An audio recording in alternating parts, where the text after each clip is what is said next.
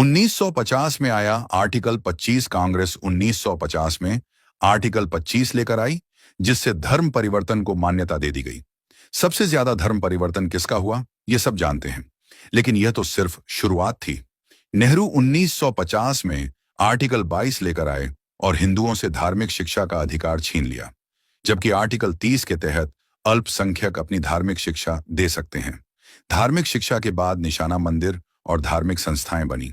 1951 में HRC act, 1951 में हिंदू धार्मिक और चैरिटेबल एंडोमेंट एक्ट एचआरसी लाया गया।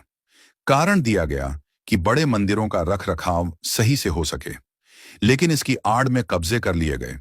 इसके तहत भारत में मौजूद बड़े बड़े मंदिरों का प्रबंधन सरकार ने अपने हाथों में ले लिया और उनकी संपत्ति का मनमाना दुरुपयोग किया। यह कानून सिर्फ हिंदू मंदिरों पर लागू था, बाकी धर्मों पर नहीं।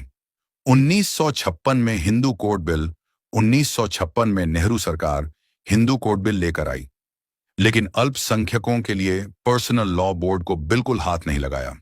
यानी देश में एक ही जाति संविधान से बंधी रही और दूसरी अपने धर्म के कानून से चलती रही। आज भी यूनिफॉर्म सिविल कोड से कतराते हैं।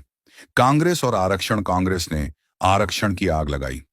आरक्षण की देश में जरूरत थी, लेकिन कांग्रेस ने इसे 10 साल की बजाय लगातार बढ़ाते चले गए। इसका सबसे बड़ा नुकसान हिंदुओं को हुआ। इससे न तो लोग सशक्त हो पाए और न ही बराबरी का लाभ मिला। 1976 आपातकाल और संविधान में बदलाव। साल 1976 में आपातकाल के दौरान इंदिरा गांधी ने संविधान में सेकुलर शब्द को जबरदस्ती घुसा दिया। इस पर संसद में कोई चर्चा तक नहीं हुई। इसका मतलब यह हुआ कि हिंदू बहुसंख्यक होते हुए भी भारत को हिंदू देश नहीं कहा जा सकता, जबकि हमारे आसपास के सभी धार्मिक देश अपने धर्म के नाम से जाने जाते हैं। 1991 पूजा स्थल कानून। 1991 में कांग्रेस ने पूजा स्थल कानून बनाया। यह कानून हिंदू विरोधी था, क्योंकि इसके तहत हिंदू, सिख और जैन मुगलों के कब्जे से मंदिरों को छुड़ाने के लिए लड़ाई नहीं लड़ सकते। उनके पास कानूनी लड़ाई का कोई अधिकार ही नहीं रहा।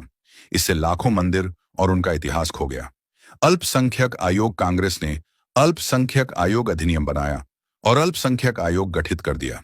इससे धर्म विशेष के लोगों को विशेष दर्जा मिला और हिंदू बंट गए।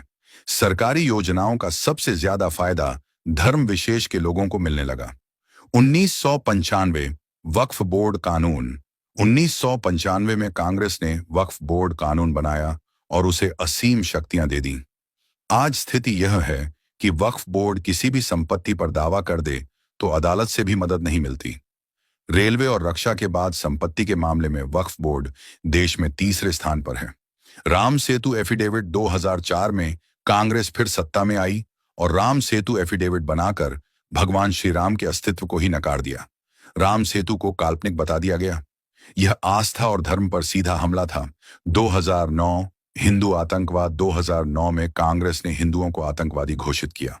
कांग्रेस ने चालाकी से एक एक करके हिंदुओं के धर्म, अधिकार और शिक्षा के अधिकार छीन ली। औरंगजेब ने हिंदुओं को खत्म करने के लिए तलवार का इस्तेमाल किया था, तो कांग्रेस ने हिंदुओं को खत्म करने के लिए संविधान का इस्तेमाल किया।